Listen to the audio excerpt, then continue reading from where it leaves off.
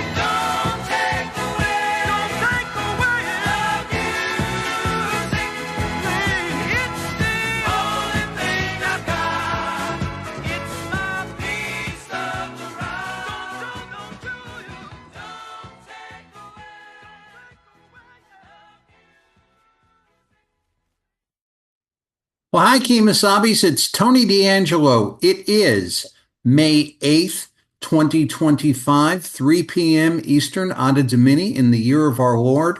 And you are here on this edition of 30 with Tony. So happy to have you.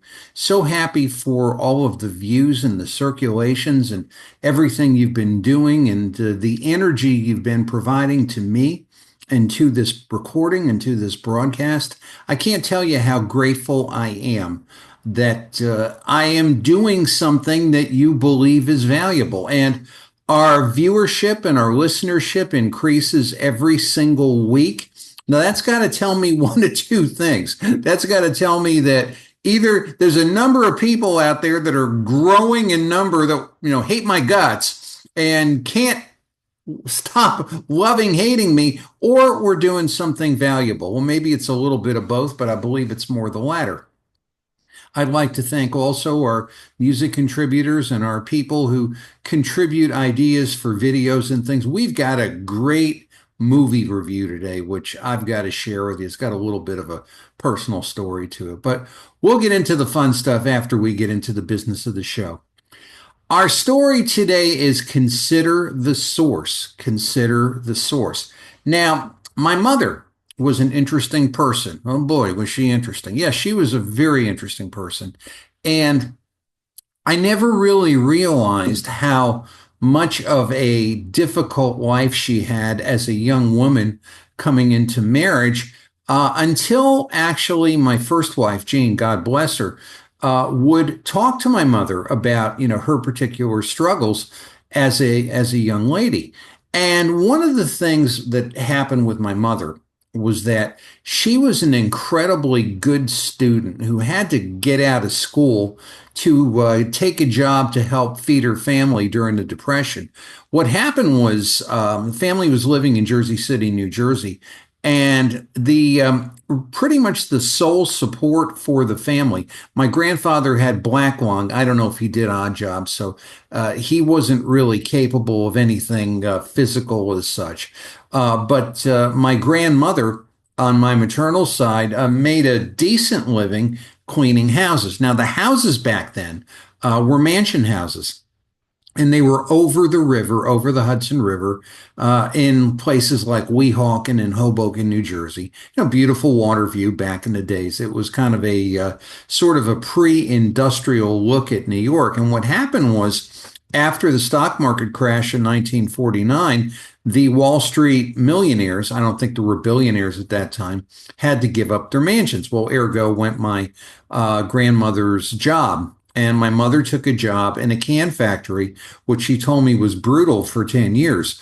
And I would just kind of shake my head and say, how brutal could it be? But I did not really realize the brutality of it until my first wife really sought her out and discussed these things with her. But one of the things she would always tell me is if somebody makes a statement, or if somebody criticizes you, or if somebody praises you, or if somebody makes an informational representation of something or other, consider the source.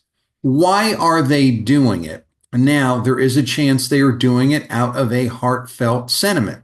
There is a chance they are doing it because they love you, and in their eyes, you could do no wrong. They may be doing it because they just happen to hate your guts. But always consider the source of when you're getting information as to why is that information there? What is the objective of it?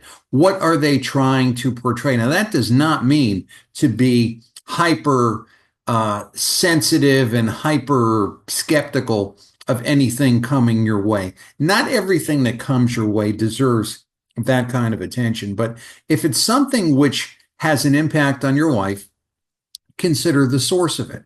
Look at COVID-19 and look at what we received, cough, spit, bark, choke, in COVID-19, and look at all of the reasons why we received what we did that we found out later, which very few of us knew anything about in the beginning. I mean, our political system was largely useless. Our governor, King Governor Ned Lamont, the unaccountable, was self-driven and corrupted. The corruption, we're going to get into that a little bit today, was blatant. And actually, the dirty deal part of it was, of course, I had to say twice what he was doing. No one in politics did. Nobody in the said anything about that. Now, whether they knew or whether they didn't know, I don't know. I mean, I'm willing to say that maybe 85 to 90% of them didn't know because they just don't have that kind of antenna. I do. I may not have a lot of other things, but that's the kind of antenna I have. But that all said, it was the longer Ned could keep us locked down, the more money he could get for the state to hide his lousy and shady governance, and the more money that he would be able to throw around and everybody would think he was a wonderful governor. It's not real hard to figure out. Again, consider the source. But I'm going to show you some things today in Connecticut. We did talk about several of the things last week on the Lee Elsey show involving education, and you kind of look where that's coming from. We've always had this thing in Connecticut, which has always been the thing of, oh, we don't ask those kinds of questions, or we never look for that. Or if you say something's a little bit off the page, you're called a right wing conspiracy nut and all this other kind of stuff. And you know something? There are right wing conspiracy nuts. I wouldn't necessarily call myself one of them. I'm not a registered Republican. My favorite president of all time is John F. Kennedy. And that's when Democrats espoused democratic principles. Today they've just become Democrats.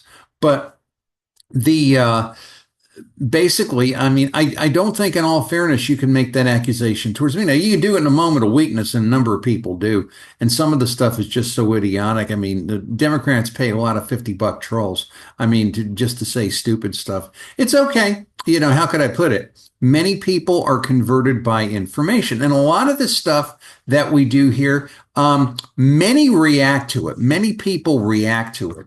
But as Leo Durocher said about baseball, people attend a baseball game. Many react, but few understand. And that's this thing here. And today I'm going to hopefully make you understand, not make you, but have you arrive at the thing of why certain things are done the way they are. And believe me, it ain't about you. It's almost always never about you. Okay. I'm very sorry about that. I'm very sorry to tell you. You know, it's people got upset at me when I said most politicians run to get reelected. You know, they're not running for the sake of principle or doing something right. They like the prestige. You know, they like the license plates. They like the extra pay. They like being called senator or representative or something like that. Makes them feel important. I'm not saying those titles are 100% undeserved, but that is the motivation in many cases as we go on. But we're here to arm you with information so you can start to change all that. That's the whole purpose of my doing this show, plus to give you a little fun, a little music along the way. So let's do a screen share if we can. And we'll see. There we go. Here's an article. This is the Hartford Courant. This is commentary. This ran last Sunday. And this is an article by Kevin Rennie. Most of you know Kevin Rennie. He's a longtime presence in the state of Connecticut. He is a self-professed Republican. He is a self-professed Ned Lamont fan. We'll get into that in a little bit. He is a self-professed Donald Trump hater, and he is a person whom, in my estimation, will never, ever, ever come off the page to give the system a bad name. Now, you say to yourself, consider the source. A lot of what Mr. Rennie may do is generated by the source. He is a respected person by the establishment or the legitimate media.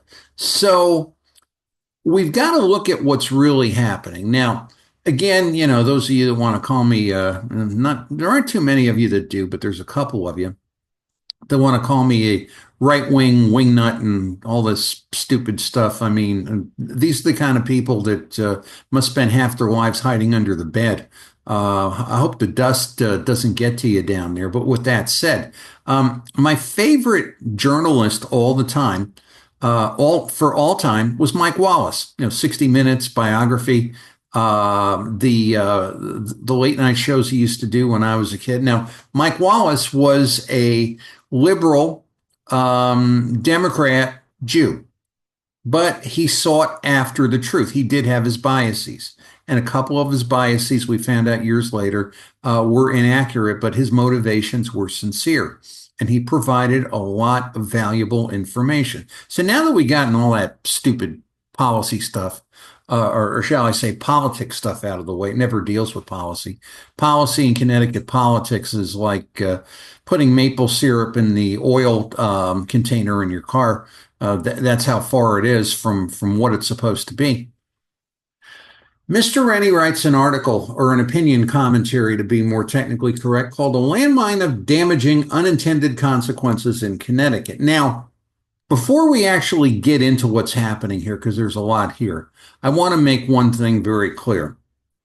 The presidency of Donald J. Trump is not unintended consequences.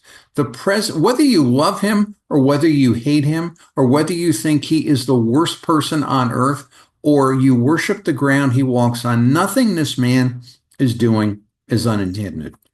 He is doing it because he wants to get something done. Now, whether you agree with that or disagree with that, it's pretty darn intentional as to what he's doing. I think we could all agree with that. He's doing things to create a certain effect. Now, real nice picture there of the Capitol. Here's Mr. Rennie, just going to get a sip of tea. We've been warned a recession is coming and Connecticut must prepare itself. Now, I can spend a whole lot of this particular show going through all the economic metrics. But where is the recession?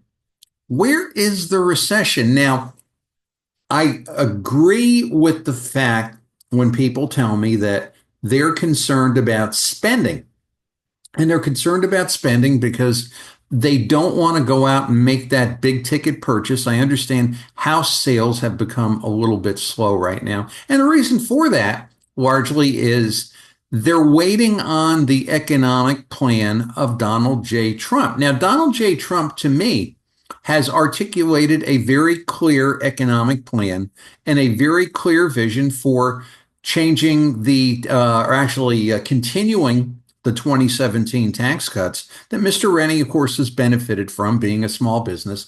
I'm sure he avails himself of that 20% business deduction, assuming his income is under a certain level. But that all said, the intention is very clear. Now, Donald Trump's problem is goofy Republican congresspeople who shouldn't be thinking, they should just be reacting because they don't know enough to think. They don't understand enough of what's around them. They're politicians. They're not technicians. I believe Donald Trump will get this done sooner rather than later. Again, my take would have been for Donald Trump to do this before the tariffs. You can disagree.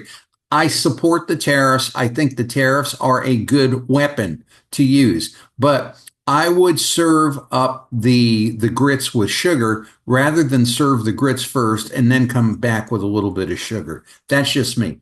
Time will tell if we're right and wrong, but if we end up in the same place, doesn't matter anyway. But that all said, it's when you see, of course, the is not going to tell you this. The Connecticut Republican Party is not going to tell you this, but Tony D'Angelo will. When you see more money in your paycheck and you see things happening around you and you see economic vitality, then you're going to want to save more and spend more. And that's the way it is. See, this is the whole thing. You look at stuff like this. I had a very wise client years ago. We concluded our business and, he went his way and just a marvelous man. And not that much older, than I am. And he would say to me, and I would get concerned about the economy. He'd say, Tony, look, we will always have an economy. Why will we always have an economy? People will eat. You've got to eat, whether you want to or not. People will drink. If you drink alcohol, please don't get behind the wheel or a boat and cause harm to people. But if you choose to drink alcohol, that's up to you. But you're going to drink soda. You're going to drink tea. You're going to drink beer. You're going to drink. People will go out to eat. Assuming arguendo, the communists and the McKinseys and the King Governor Ned Lamont, the unaccountables of the world, and the Connecticut Department of Health do not pressure restaurants to such a degree that people won't want to open them anymore. We've had more restaurant closures in the state of Connecticut than Carter has pills. Thank your establishment for that, folks. And people will get married. And that's going to generate its own economy. Now, a wedding has a whole lot of economics tied to that. People will go to school or they will educate themselves. Now, of course, the political machine and the land and the vision of demo communists does not want you educated, does not want you looking on the computer, does not want you researching on Grok. We went through that last week, but they just want you to be a dum-dum, a minion, so they can plead for you for themselves. And then the people that they're pleading for, they can give a rat's tail about them. What do they care about those people? Nothing. Oh, they do care. I stand corrected. They care because without those people, they themselves, the political figure, essentially is useless. That's all they can do is cry the poor mouth, but to cry the poor mouth, you need poor. So when you hear about recession, there may be pullbacks in spending from time to time, but when you look at what's happening here, again, Mr. Rennie says damaging unintended consequences. No, they're very intended.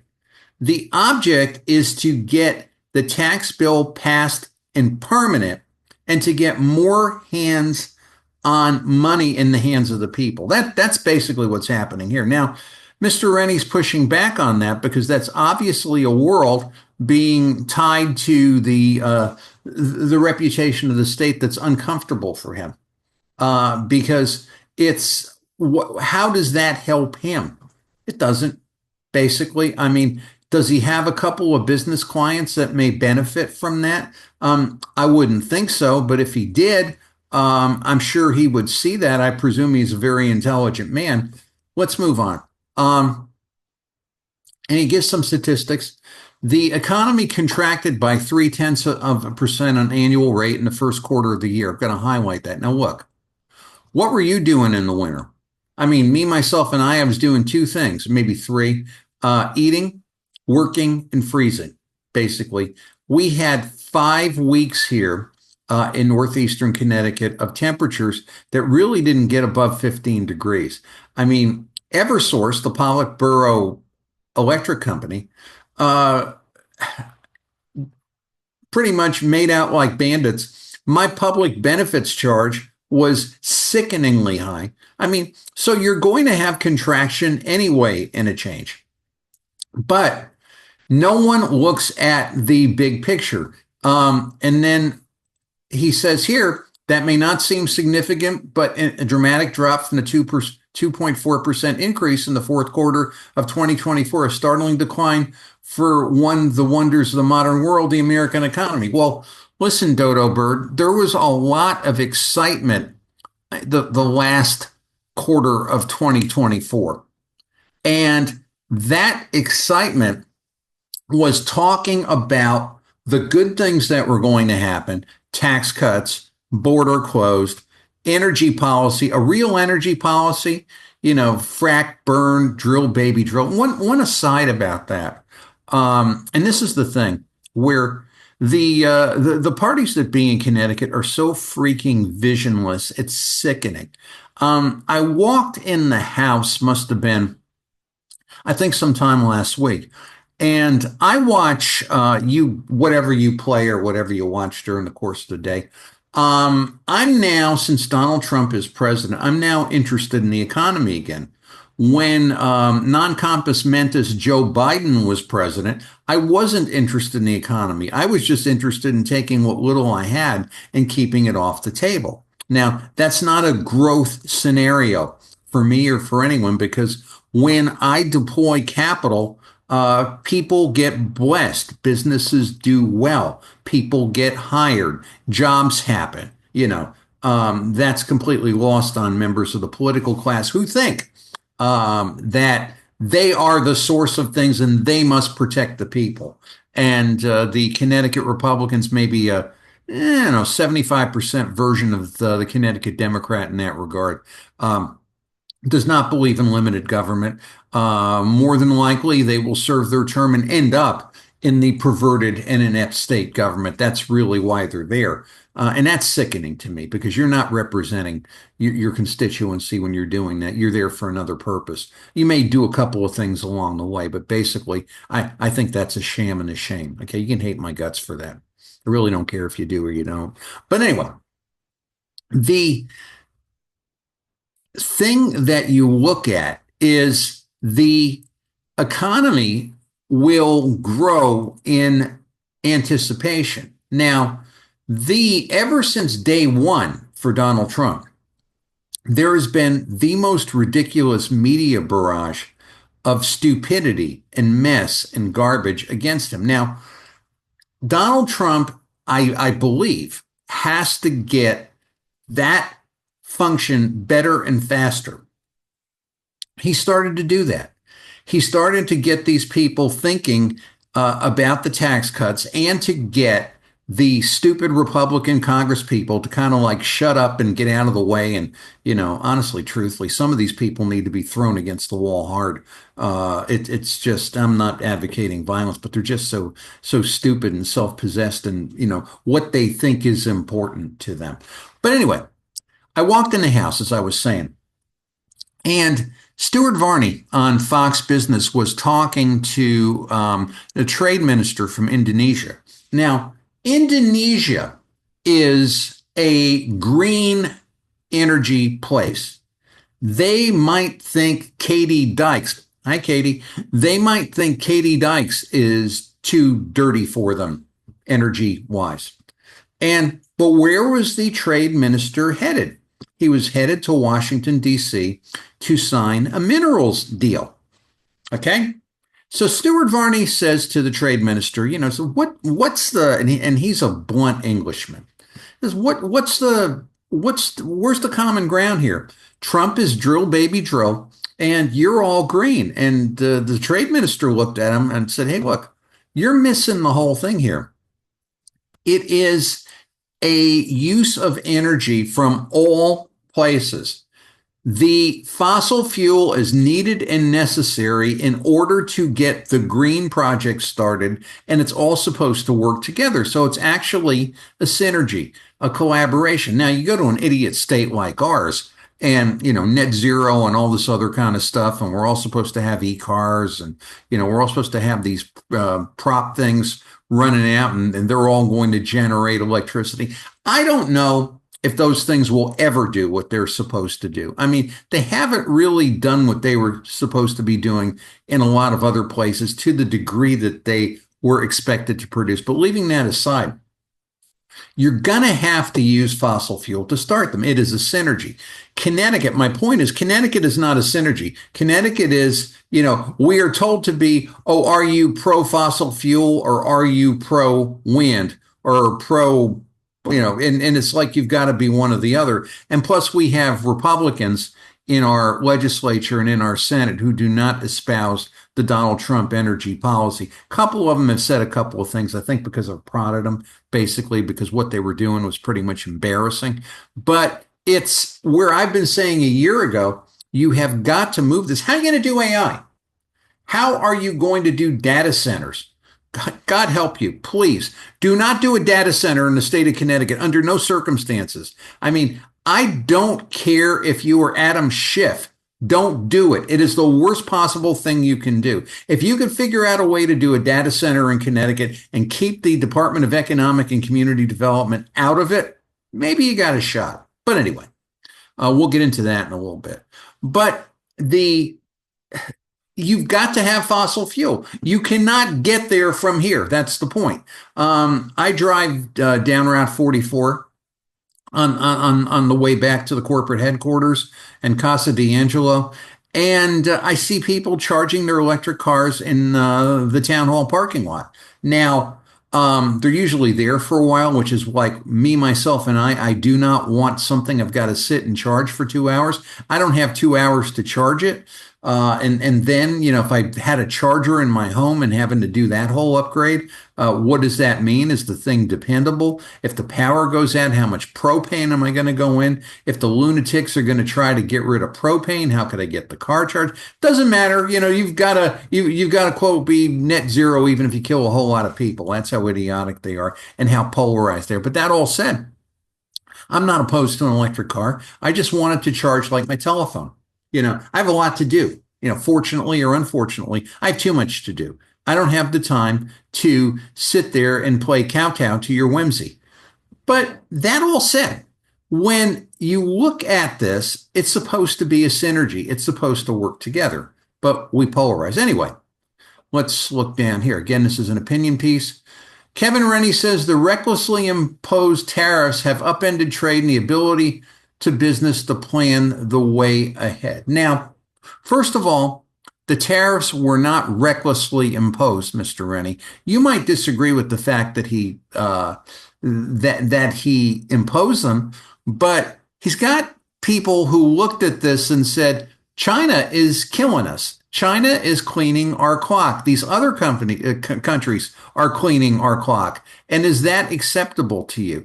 Or is the idea to keep driving low priced crap into this environment of the United States, and our young people could never, ever, ever have the standard of living they would need to even live modestly to where they could have a small home, have a car they can own, maybe have several children and a pet, and a little bit of breathing room. We're never going to get to that until we kill the deficits, and we're never, ever, ever going to get to that until we raise the standard of living. Or put it this way, is the standard of living in Connecticut how many useless professors can get fat, happy, and powerful on bulbous tuition paid to places like Yale and UConn, and kids come out with no practical skills whatsoever. I cannot hire a gender studies major in my business. I don't want genders studied here because there's only two genders, male and female. That's all the study we have to give it. That all said, what is your economy? Now, I will agree with Mr. Rennie that the tariffs have to be, this is the stick, and the tax cuts are the carrot. Of course, Mr. Rennie does not telling you about that. I don't know if he even considers it or wants to do it. He hates Donald Trump anyway. He can hate whomever he wants. He thought Kamala Harris was a great person for president. I don't want somebody for president that wants to do a two-step dance, and her ambition in life is having Doritos DoorDash to her. If I want Doritos, occasionally I've eaten Doritos, I'll go to the Pomfret Mart and buy a bag. I don't need anybody to bring it to me. But anyway, let's move on. The impact of a recession never affects in the same way. That's long been bad news for Connecticut. Okay. Again, consider the source. Why are recessions bad for Connecticut? Well, we got no economy. And what do we got? We've got schools, right? We've got colleges. Colleges have justifiably taken a horrible reputational hit, and they need to, frankly. They have become political, whatever you want to call it, political factories, indoctrination factories. They are not churning out people who can do things. Now, education, formal education, was designed to make people as workers for the machine, if you will. Like when I grew up in Stamford, your, whatever you want to call it, your plan or your plot, if you were a, whatever you want to call it, a working class white kid, was defined for you. It was, whatever elementary school, high school you went to, college or military service, the Pitney Bowes factory, retirement, St. John's Cemetery. And I was an oddball because I didn't want the Pitney Bowes thing. A lot of my college friends went there. My brother was high up there in personnel management. And then it went to, the cemetery and retirement and things like that. I didn't want that for myself. I wanted something different. For many years, I wasn't clear what that was. But a good educational system will let people find what's in their hearts and minds to do and do productively. Now, the Connecticut education system largely does not do that well, because if it did, there would be an emphasis on getting industries in that, or letting entrepreneurs develop that would make things that we're going to need for what really is going to be a new, different, and better economy. I mean, what's AI going to do? It's going to change things, right? What about quantum computing? Anybody think of that? No, of course not. I don't know how many people in the legislature can spell quantum. But basically, these are things that are going to change. Now, is the idea that we're just going to keep churning out people at high debt in the state university system, or in the university system, that they'll never, ever, ever be able to pay back? unless you get Bernie Sanders or some botzo as president that forgives all the debt. And that's a thing. Believe me, the undue medical debt model, which I think I have proven is illegal, that violates the Internal Revenue Code, they're going to think about the same thing for forgiveness of college debt. You'll get a letter.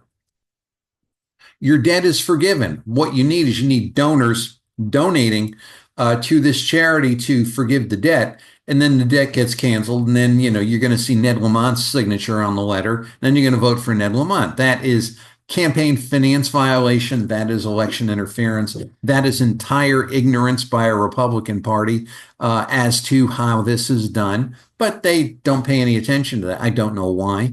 I know on the Lee Elsey show, Jan, my friend and, participant on this show, Jan from Eastline asked the question twice to Ben Proto, who dodged it, not doing a very good job of it. And that's basically, that can be a killer to you. Waiting for Minnesota's had a lot of that recently, but I'm waiting for another big donation to come in California, because that would be a wonderful thing to make Gavin Newsom look pristine for his desired presidential run. The man is a flaming jerk beyond belief. But hey, he forgave my debt, right? Something wrong with that, isn't it? Republicans don't see it. You and I do.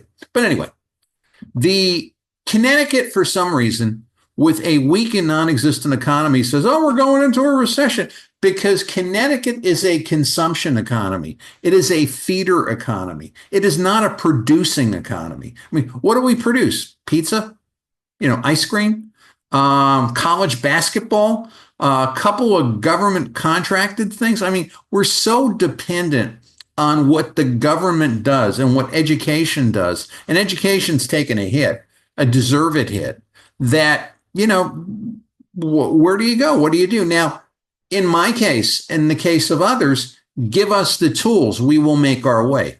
We will figure out ways to do things. I do business every day, cross state, cross country, many times jumping over the border to another place in the universe, because of the fact of computer networking, because of the fact that we can do things, going, right over the line, right over the border, and right over the borders that are there. Now, politicians want to take that away from you. And they say, oh, no, we don't want to do it. We just want to regulate it. Well, why do they want to regulate? Because they love you?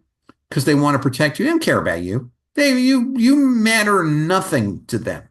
They want to do it so they can weaken the economic system, so they will no longer be in dominance. I mean, let's just say that a number of loser Republicans and demo commies say that, oh, we've got to do something to regulate artificial intelligence. And the first thing that's going to happen is, screw you. I'm going to figure out a way, basically. You are not going to tell me that. You're not going to tell others that. Plus, that is a major constitutional issue. Constitution, the United States Constitution in Connecticut is oftentimes a convenient opinion. But that said, the ability of people to jump over that, many people will stop and say, well, no, I can't do that anymore. They put me out of business. I don't advocate law breaking, but that is why they do it. They don't want people doing what I do. They don't want me doing this show. They don't want you watching it, because they don't want you to know any more than what they want to tell you through their state-sponsored news channels. They want to make it look like you're getting information that's objective, but how objective can it be? I mean, basically, how many things go on that they never cover? Look at what went on in Yale with the Jewish students. It was disgusting. It was despicable. It was all over Twitter, and the abuse of the Jewish students and the pro-Palestinian protesters. Did Channel 8 send a reporter out there? To my knowledge, they didn't. I couldn't find anything on the website. I don't spend a lot of time watching Channel 8, but that was the sort of thing that even if they did send a reporter out there, that should have been item number one. Yale is allowing the participation of people who are anti-Jewish. I'm sure President Trump would be interested in that. But anyway, When you are a loser economy, when you are a feeder economy, if something sneezes, you're going to get pneumonia. That's basically it. And Connecticut or the Mr. Rennies of the world say, well, this is an unintended consequence. No, Mr. Rennie. This is purely intended. Now, he goes on to say, the Trump administration's hostility to scientific research hurts Connecticut, especially the vibrant bioscience businesses that have taken root in the New Haven area. The looming cuts to Medicaid will scramble state budget assumptions. Okay. What we do not know is how much tangible research is causing good things here. We have a secretary of Health, Education, and Welfare now, Robert Kennedy, who's saying and proving a lot of things that have been axioms since time immemorial are really not good. And a lot of the treatments and things are basically ways of making money for the people. I'm not necessarily anti-vax. I'm a lot more cautious these days. I would run in every year and get a flu shot until I found out what I was doing to myself if I continued to get a flu shot. And basically, the pharmaceutical community is there to make money. And they will not profit from you if you're well. The medical system will not profit from you if you're well. The whole idea of transgenderism and gender affirming care and all that, you are creating, pardon the politically incorrect term, again, I honor my mother today, consider the source, you are creating a physical, mental, and emotional cripple. Yeah, cripple for life. Somebody who will be dependent on the system for their very being. Now, they got there fine. They had working parts. They came out of the factory as either, part number A or part number B, but somehow the system had to get in and say, well, you're not really a boy, you're really a girl. And that was the opinion of some jerk, basically. And now what you've got is a mess. And you have a mess that's going to be sustained. And now you've got a dichotomy here happening where it's going to be these people who are using public dollars to proliferate this research and this nonsense won't have the money because the water's getting cut off. The horrible fact of the matter is these people that have been ruined will not have the ability to straighten themselves out, basically.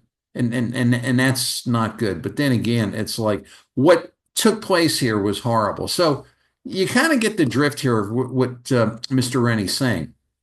My world is being destroyed, basically not by a lack of knowledge, but because of the knowledge that we wanted people to lack. Kind of the anti-biblical thing, right? The spiritual folks out there will get what I just said. Now, our state government adopts a budget estimating what ADA will receive in a federal budget, usually adopted by the second half of the year. Right now, nobody can be sure of anything. Well, sir, you're right. The way you've blown money, basically, the way you've been ridiculously throwing stuff around and redundancy and garbage and mess, it serves you right in the fact that you continue to fuel, we'll look at that in a moment, you continue to fuel failed models, really where things should be entirely disclosed to a citizen doge, not anything politically connected. We don't trust the political system to investigate itself. Because why didn't the political system investigate itself up until now? Think about that, right? Selah, another biblical reference for those of you who have your ears to hear. Now, Mr. Rennie thinks Governor Lamont has been a prudent steward of the state's finances. Prudent steward, right? Prudent steward. Do steward. Say that 5 times fast, Tony. But I'm not going to try. But basically, the prudent steward, well, how much are we wasting on these pre-K stuff? How much are we wasting on the aid to the colleges to produce useless, functionally inept graduates? How much are we using for diversity, equity, and inclusion? I can go on. I can go on. Connecticut is not a prudently managed state. If it were a prudently managed state, we would look at every single one of those drug abuse charities that they just keep getting money for. We talked about that a couple weeks back on the Lee Elsey show, and we consolidate that to maybe one or two, and and the whole thing. And people say, "Oh, that's going to hurt the people that are affected." No, idiot, it's not going to hurt anybody. But what it's going to do is it's going to take all these redundant administrators and people running around with non-jobs, hello, Terrence Chang, and basically will eliminate them and drive the services to where people need to go. Now, they never, ever, ever digest that, basically because they're tied to their cronies and they promise favors and all kinds of stuff like that. You be damned, basically. But all that really comes down to is they don't know how to manage. They have no idea how to manage. Me here sitting in this business, my management is, well, how could I do something cheaper and better? Because I don't like to go to a client and bill them for, some inept process or procedure that they have to pay for because there ain't no other way to do it. And most of that occurs in government. Why? How? I mean, government does not know how to manage, basically. And now they're saying we're not getting enough money. They're not getting enough money to reinforce their stupidity because they don't know how to change. They don't know how to change the paradigm. They don't know how to look at the field and say, well, things are changing. Government's changing. People change. What can we do to make the state more economically attractive? And what can we do to minimize the spending? If you can't do that and also make the city safe, it's so horrible what goes on in these cities. It's so nobody wants to go there and do anything anymore other than, stupid stuff or drug addicted stuff or whatever. I mean, everybody I know, when, I was me, myself, and I, been in and out of New Haven for over 4 decades. When we closed up our full office, everybody I know has left, or they left before us, or they're not going to stay, or they moved out. A very good friend of mine in the most desirable building in the city, the Gold Building, the beautiful Gold Building, which is part of that. They've got floors they need to leave. What does that tell you, people? What does that tell you, idiotic politician? They ain't coming there. They ain't coming there. And if they ain't coming there, they ain't bringing their money. And if something happens screwed up for Yale, you've got one big indescribable mess. And unfortunately, people in universities acting stupidly, in my view, deserve what they get. And that's the sad thing. This is an epidemic thing, but yet somebody like Mr. Rennie looks at it and says, well, this is horrible. No, you got to change your thinking, Kevin. Basically, you got to change how you do things. You've got to look at things differently and adopt them for what will be a new reality. Because if we don't have a new reality, we're going to have the biggest crash known to mankind. But, Connecticut business leaders and politicians do not understand economics. Now the talks about the rainy day fund. That's really, actually, maybe we shouldn't blow by that. Saying legislators must resist spending. That's kind of like telling an alcoholic that he can't have a bottle of scotch. Tariffs will increase the cost of living as Washington slashes programs for the needy.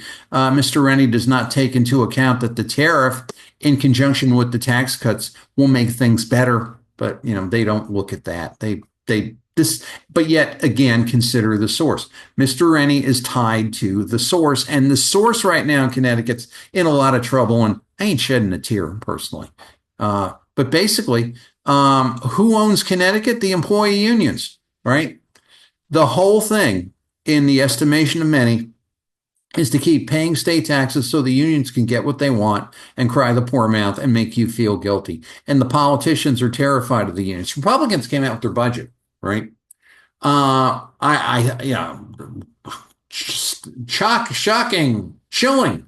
There should be a freeze on wages for people in the state. Well, what about why don't we look at reductions in force?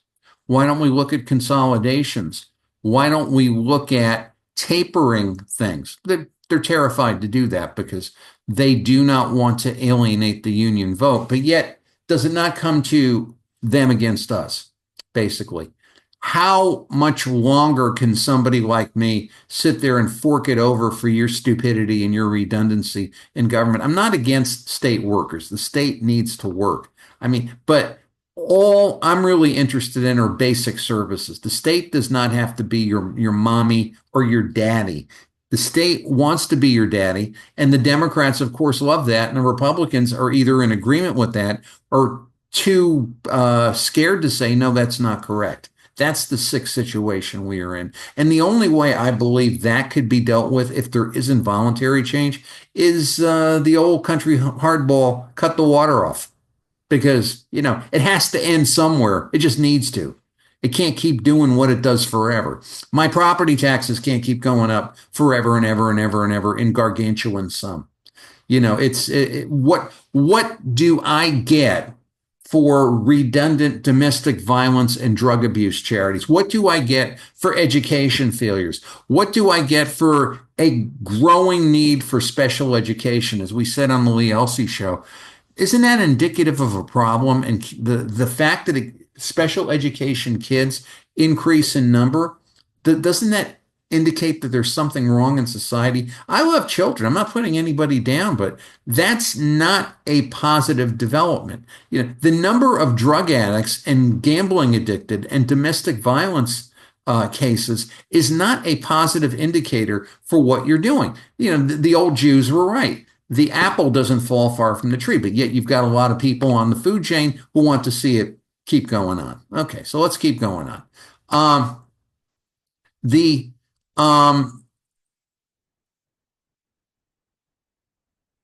Let's look at this. Connecticut Lottery Corporation, for example, would have less money to send to the state's general fund. Well,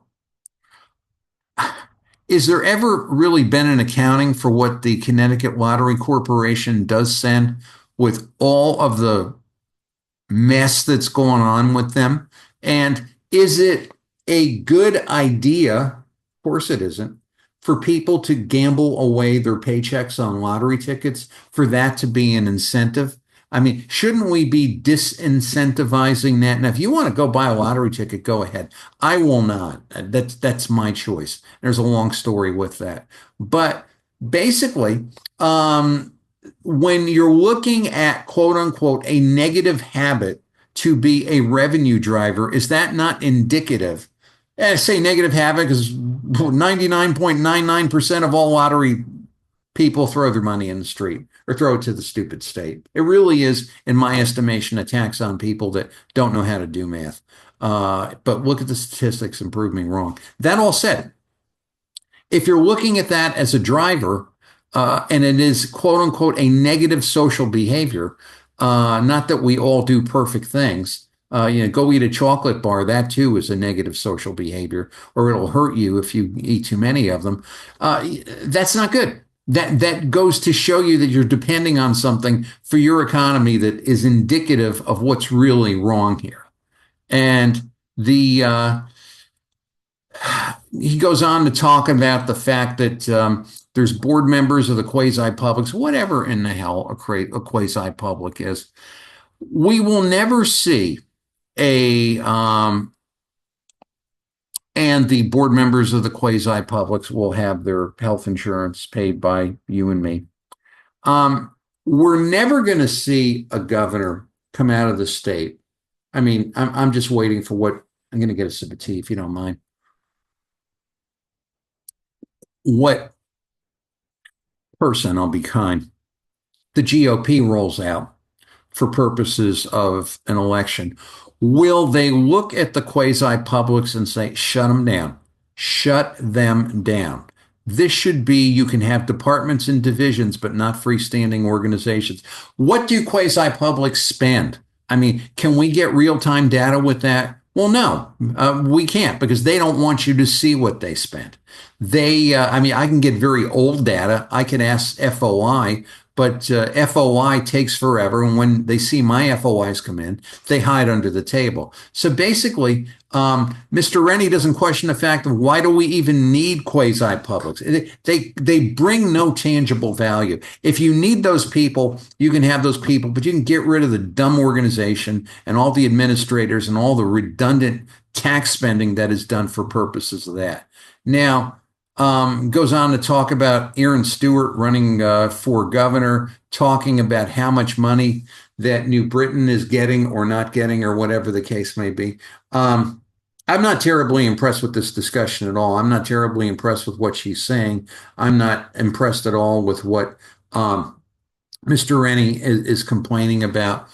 Why do you have these situations in your school? What can we do to change that? What can we do to better motivate students? You get a ton of money. You get a freaking ton of money. You can't do something with it. You can't deliver better services at a lesser cost. That does not translate in government. Stewart is now a Donald Trump fan. Well, I don't know. I mean, I've heard things back and forth. She's hated him. She's loved him. I listen. I really don't know nor care what Mayor Stewart thinks. But what I do care is that, are you looking at the big picture, and are you looking at things that really need to get out of the way and to change them to make the state more competitive? Now, this is really a pitiful mess. Speaking of pitiful messes, and this is the thing where, you have a Kevin Rennie saying unintended consequences, and, we're changing things, and oh my, what are we going to do? Here's something for you. I make no bone about this. The Department of Economic and Community Development, which I like to call the Department of Economic and Community Destruction, close to $1 billion spent over 10 years. The failure after failure, the Malloy First Five, the Back Nine Network, all of the really great creative ideas of, we're going to sell tchotchkes to entice people to come to the shoreline, and all this stupid nonsense. And we're going to develop biotechs. Well, how is the biotech helping that single mom in New Britain, where Aaron Stewart is, who's working 3 jobs and trying to feed her kids and trying to homeschool 2 of them? How's that help? What is that going to do?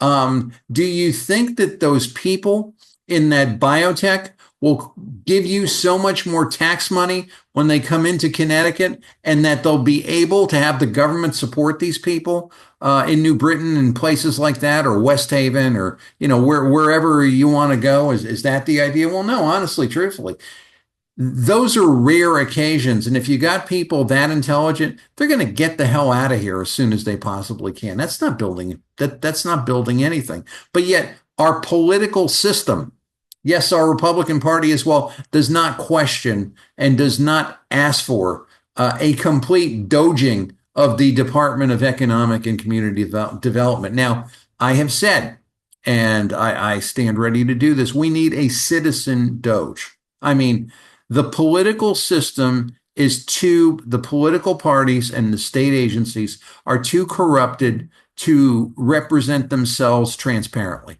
There's too many buddy things. There's too many look the other ways. There's too many situations of not answering the hard questions. Now, I would volunteer. I know others that were volunteer. I mean, very capable people, but they're never going to come to that, because they don't want you to know that what they've done. They don't want you to know what they have. They don't want you to see how badly they've screwed up, basically. So they're not going to do it. I mean, unless there is a miserable pressure put upon them. I'll keep doing it, but I can't do it all myself. That all said, here we go. Gene DX is searching for tenants to sublet part of HQ, shuttered Connecticut lab space. Well, what does that mean, Gene DX? Who dat? That used to be something known as Semaphore, right? What happened in Semaphore?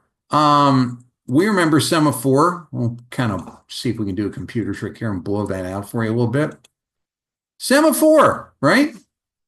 The equity propounded by Oak HCFT of which Anne Lamont, spouse of King Governor Ned Lamont the Unaccountable, was and is a partner, and who got the contract for no bid COVID testing and did a whole lot more than that. We'll get into that, but yet the legitimate media and the Republican Party never gets to that. We're going to get to that today because somehow we can't say this enough. But what they ended up doing was we don't even know if these COVID tests were any good. We still don't know. Nobody's asking that question. I do know people that took them and said, well, I got this test and it's, one time I tested positive. The other time I didn't test positive.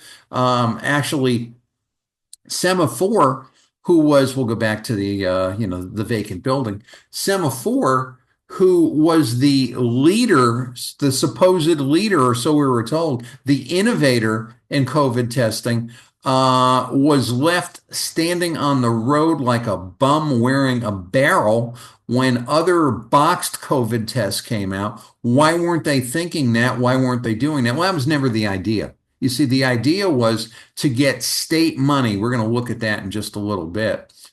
Through this wonderful system that Mr. Rennie is very concerned about. The idea was to get state money and get as much of it as you could to fuel an IPO, an initial public offering, and to get huge amounts of capital investment and to create all this, whatever you want to call it, puff pastry kind of fake press to say we've got all these innovations and things. And then there was a huge cash out. And then at the time of the cash out, the Department of Economic and Community Destruction removed the loan guarantee for the $15 million loan. And then what we saw was a classic situation known as pump and dump. If you're a Sopranos fan, you saw the Webistics episode, and the Webistics episode was, we're going to go out and tell as many tales as we can about this particular company to get people interested, to create a demand. And then when the stock price goes high, we're going to sell everything and then everything's going to crash. You don't believe me? There's lawsuits all over the place on this. Alleging that very thing, sworn under penalty of perjury to someone's truth, knowledge, and belief. You heard none of that there. So basically, we are stuck with this monstrosity. We are stuck with, an empty building, people had job losses all over the place, an attempted reorganization, shuttered labs, sublats. People will not borrow money to actually go in and start up a business. They went down to Maryland and the author here says they received $15.5 million in state loans to expand its presence. Well, what he's not telling you is that it was a 2% loan. He's not telling you that there was a lot more they received. He's not telling you that they were involved in something known as, and I've got the contracts, we've looked at them here, on whole genome sequencing for kids. Kids were getting their data swiped. Was there a consent? Wasn't there a consent? I mean, everybody was up in arms about, oh, well, how terrible it is. And it was terrible that they were profiting off the state treasury and the Lamonts were involved. They never told you that they were doing genomic testing, $250 per kid. And they never told you where the data was going in this genomic testing. It went to this big Swiss database, GSAID, if I've got that correctly. I did shows on that. You can go back on the 30 with Tony site, and you can find out about that. All documented, all there. They never told you that. But basically, this is an economic train wreck you are looking at, Connecticut style, and a dirty one, where elected officials have profited, and a dirty one where products were sold to the the populace in Connecticut, and we don't know if they were right or wrong, but it gets a person like Mr. Rennie terribly upset because he likes the Department of Economic and Community Development. He's told us so himself in past columns. If this mess happened and something I was involved with, I would strip to sackcloth and ashes and repent and do everything I could to pay everybody back for the fraud I have created. That doesn't matter in Connecticut. They know more than you. They know more than you. How dare you question them? So I went to Twitter last week, and actually I'm going to blow this up a little bit, if you don't mind. I'm going to make it a little easier for you to see. The article, which you just read, we look at the wreckage of Sema4. It's fueled by 2% of a $15 million, a 2% loan, and $35 million of other assistance given. And we never took into account the fees and the Saturday backdoor payments. If you'll recall, we covered those on the Lee Elsey show. Millions of dollars going out the door. The state of Connecticut on Saturdays. The state doesn't work on Saturdays. That is sin to the state. But they were trying to back the money out quickly. And then they tried to do it again. And then as life goes on, we hear about the Republicans saying, we need accountability committees and we need fleece awards. No, idiot. What you need is a pedal to the metal Doge. I'm a heavy, hard, no holds barred, every single person who is able to participate in this. And honestly, it could be a large committee of various people. If you're driven to this, you're driven to a certain thing, you will have the wherewithal to do it. It's not the fact that people can't digest the information any way, shape, or form. It's the fact that they don't want to show you what they've done. And that's how bad it is. So, they never, ever, ever, Republicans never mention what people have done. They've never mentioned the fact of, this went on. And this here is as clear as the nose on your face. It's documented. Every single thing is there. But now they want to do fleece awards. And now they want to say, well, we want to have fiscal accountability. Well, but they're not going to, Democrats won't do it. It's not the point. It's not the point. The point is, if you're trying to do something half-heartedly that won't work, why bother doing it at all?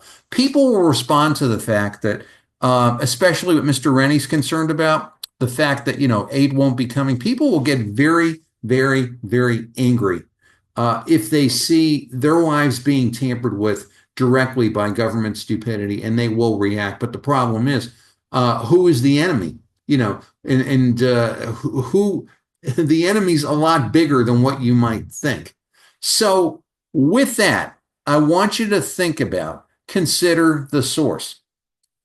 If things are ever going to improve in Connecticut, you've got to do something differently because the model that we have will not sustain. Again, unintended consequences, not hardly. Donald Trump has an agenda, whether you like it or not, and it's very, very, very intended. You don't believe me? Talk to Harvard University. Perhaps Yale's next, doing the same things.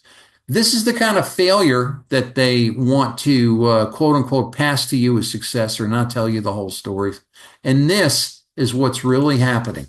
And how many more of these things can we sustain? I'll stop the share. How many more of these things can we sustain? The idea of where I say is we need to tear into advanced CT. We need to see every single public record. They're not public records. They're hidden records because the statute has exempted them. I wonder why.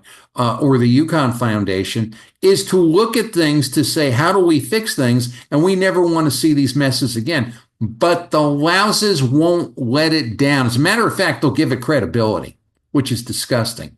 If everything there is on the up and up, in advanced CT or these other places, why don't you let us see it? Because you know what's there.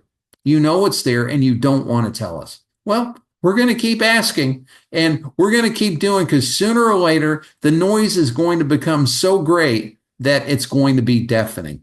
And believe me, one of my favorite mottos is a mouse clawing at a dike can flood an entire nation. Let's flood that nation. It's Tony D'Angelo here on 30 with Tony. We'll be right back. The rest of the show right after this.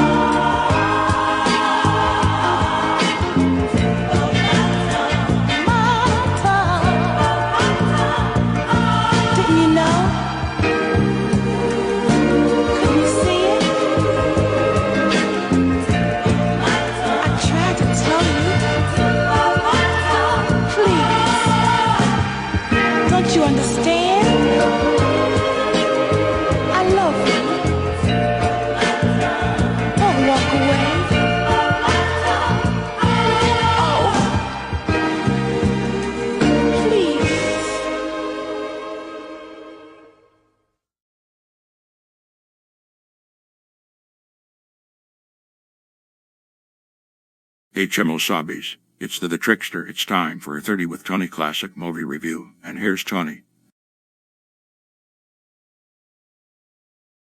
Well, thanks, Game of Zombies. Thanks for staying with us. I got into this discussion with somebody over a week ago about can people really be trusted to be around the things that are most tempting to them and handle them properly? And I think that we all know the answer to that. There was an idea floated by George W. Bush when he was president. I like to call him King Bush II. And he had the bright idea of, well, let's get rid of Social Security and let's go ahead and just have private accounts and let people manage their private accounts. And in other words, give everybody a present value payout and we can get rid of the bureaucracy and everything like that. Now, I am an low government guy. Government is into too many things these days. But the problem is with that, I know what would happen. In 1 year, half the money would be gone. It would either be lost to spending, it would be lost to bad investment counselors or bad investment people, if you will, and it would be just blown in gambling, unfortunately. So I do think we do need bumpers in society. We're not all that well disciplined. Some of us are, some of us aren't, but yet we've got to be free enough in society to make our own mistakes, but we can't proceed to things that we know that are mistakes and expect everything is going to turn out all right. Believe me, it wasn't. So that said, I began to talk about this movie that I'm going to show you today. And this is a movie called The Lost Weekend. It came out in 1945, and we're going to look at it in just a bit. It's about an uncontrollable alcoholic. Now, this is one of the movies that my father ruined for me. Was playing one day in Channel 5 in New York, and I'm really into it. And he's like, yeah, I ran that in Brooklyn. That's how it's going to come out. Like, Dad, will you please stop doing this to me? So maybe I'll make a book of that. Movies my father ruined for me, or have a segment on the show for that. But basically, the whole premise of this movie is save me from myself. And one of my very astute group members said, if Donald Trump did the same thing in doing that, let's pay everybody off, let's be done with Social Security. Great, wonderful. And people blew the money, they would all come back and blame Trump. In other words, why didn't you save me from myself? And a large part of the business I am in, which is the trust business, which is basically you have somebody standing between you and money that is pledged for your benefit, is based upon that, because without that firewall, without that person there, things would happen to dissipate very quickly. Now, one of the things I didn't say in the segment, and I should have, that Mr. Rennie was talking about in his article about, the horrors of Doge and how horrible it is. It's like, Kevin, do you really like USAID?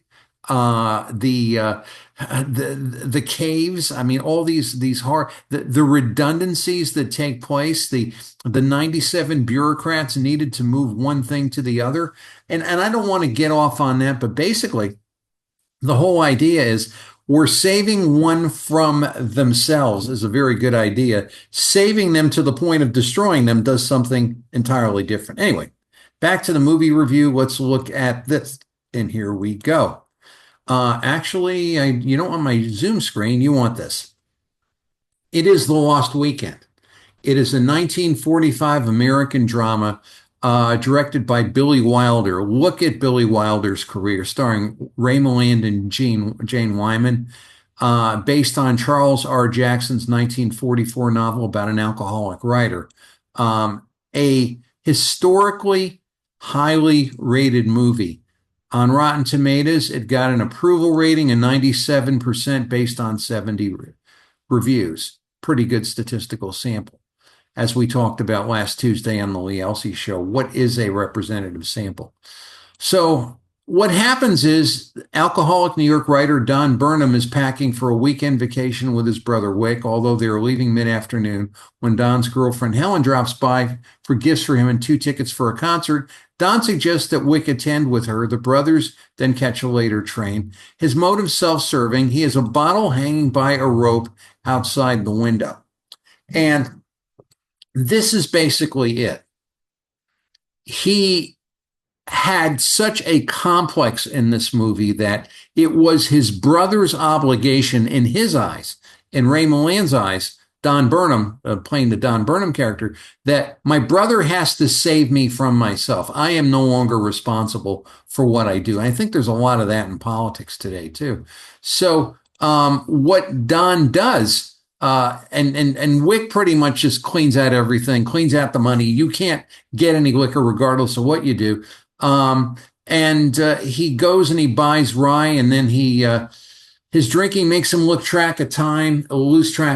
And basically what his brother tries to do is cut off the access to liquor. And there's so many things in this movie.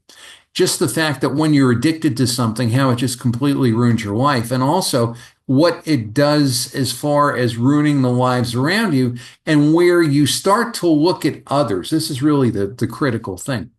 When you start to look at others as your defense towards your own negative behavior, that is a sorry place to be. And here is really, I think, one of the best things about this. When you realize that temptation is something that really is there to tempt you when you are weak, then you got to say to yourself, what can I do to avoid that? So I'm not going to go down the whole plot. I really want you to see the movie. I think it is available very cheaply or for free. And then there's all kinds of things of stealing and all kinds of things like that, just to fuel the alcohol. But what it basically comes down to is the Don Burnham character is very angry at his brother and his family for not saving him from the wrong that he created. And it's so indicative of what the political system is today. So I would invite you to watch this movie. It's called The Lost Weekend. It was made in 1945. It deals with addiction. It deals with self-control, and it deals with the effect of what your bad behavior does to those around you. When I had an army, back when I was working with a full office, one day I pulled everybody in to watch this movie. And after the movie was over, I showed them that is why you are in this business, to protect people from causing harm to themselves. No better example than this movie where we're about to see the trailer. The Lost Weekend, 1945. Ray Milland, Jane Wyman, Philip Terry, Howard Da Silva, Doris Dowling, Frank Phelan. You'll recognize him if you're a Dobie Gillis fan, and you got to be a certain vintage to know what Dobie Gillis is. So let's roll the trailer.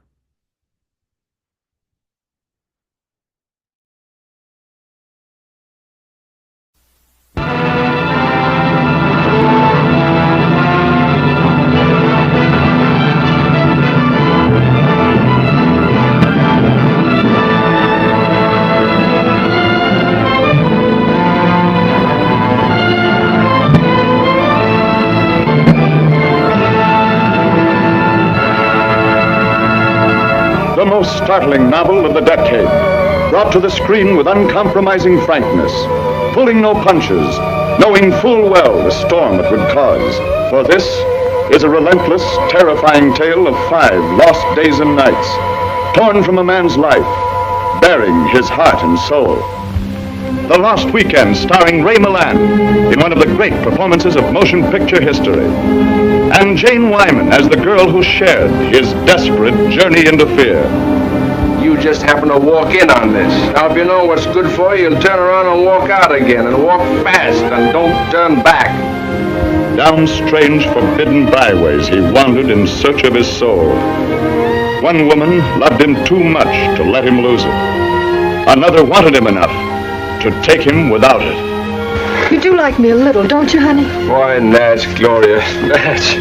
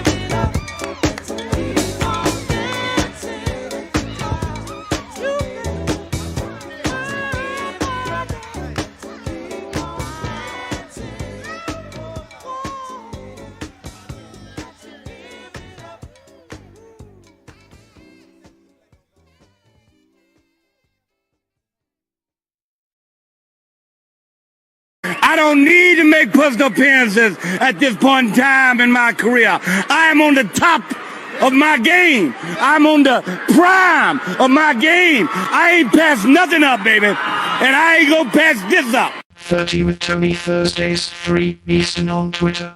Well, thanks, Kemosabe's. Thanks for staying with us. You know, we're not entirely politically correct in this show. We do not want to disparage people or make them feel uncomfortable, but there are some very funny ethnic jokes. And as long as I am here, you are going to get some ethnic jokes. So we're going to talk today about a village in Mexico.